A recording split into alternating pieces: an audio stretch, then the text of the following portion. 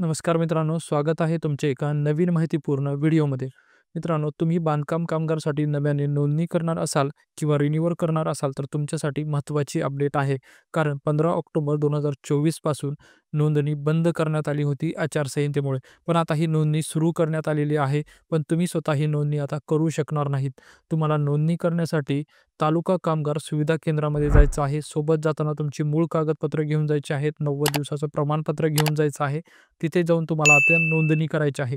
ही जी update आहे ती महाराष्ट्र इमारत व इतर बांधकाम कामगार कल्याणकारी मंडळाची जी ऑफिशियल वेबसाईट आहे यावरती देण्यात आलेली आहे. तुम्ही पाहू शकता की मी इथे ही वेबसाईट ओपन केलेली आहे.